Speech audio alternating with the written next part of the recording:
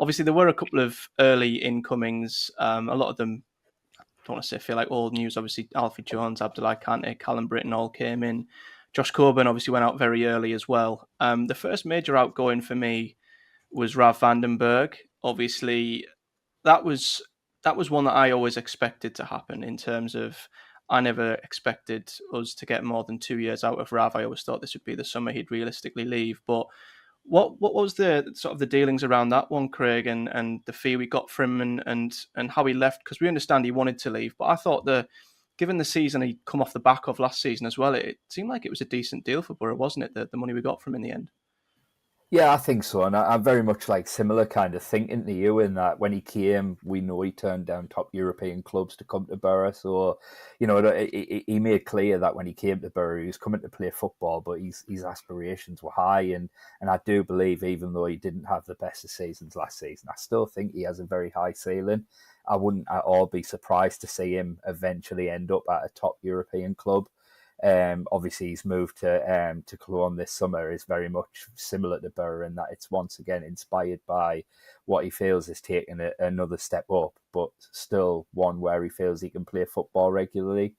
So I think in that sense, he's got quite a wise head on his shoulders because not many players kind of look at it that way. A lot of them just make that immediate jump to the big clubs, don't they, and take what's probably a more lucrative offer as well. But he seems to be very keen on playing and developing, which is quite refreshing really for a young player. But in terms of what happened this summer at Borough, I mean, he made clear he wanted to go, and by all accounts, there was a few not too impressed with how he conducted himself in that time, which is a shame because, I do think certainly in his first season at the club, he was very, very good. And yeah, ultimately it becomes a case of when a player makes clear the desire to leave. Rob Edwards has been clear as well that he wants players who are committed. He wants players who are, gonna, put everything into playing for the shirt ultimately, and they didn't feel Rav was that anymore.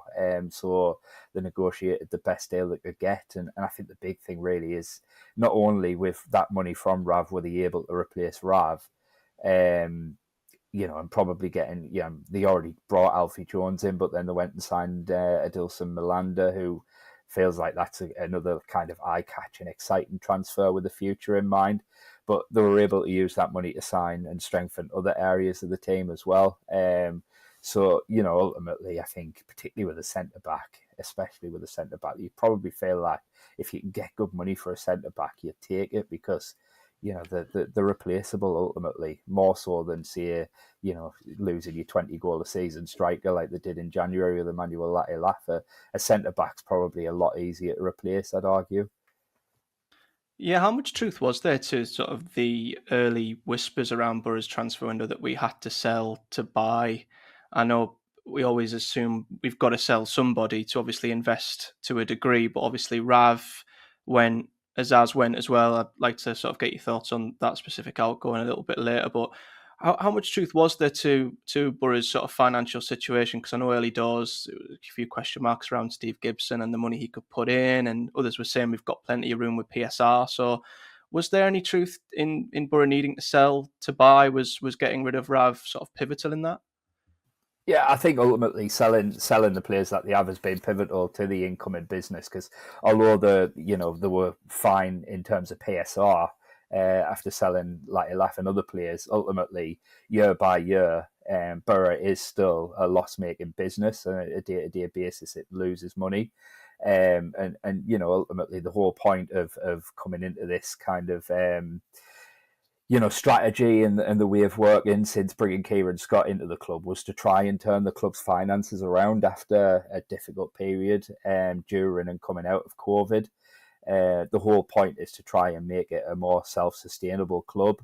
Since COVID, Steve Gibson's been putting about 20 million a year into the football club, and ultimately he doesn't want to be having to do that year on year. I remember speaking to him many a year ago now, and he made the point very clear. If that was any of his other businesses, he was like, "What do you think I would do with a business that was losing that kind of money?" You'd shut it down. Any businessman would.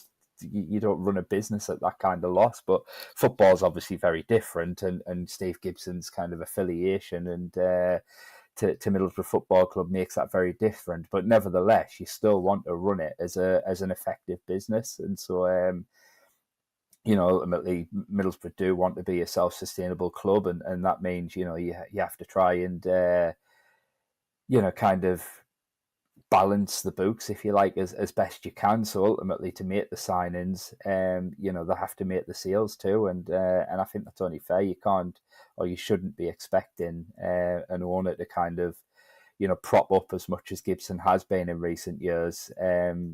Because ultimately that money one day might not be there, and if you're so reliant on it, then when it isn't there, suddenly you are in a lot of trouble, and we've seen that at a lot of clubs in recent years. When that money suddenly isn't there from a benevolent owner anymore, they end up in a lot of trouble, and that's something that nobody would want to see Middlesbrough in, because in the not too distant past, obviously it was in a bad predicament itself as a football club. So would never want to see the return of days like 1986 again.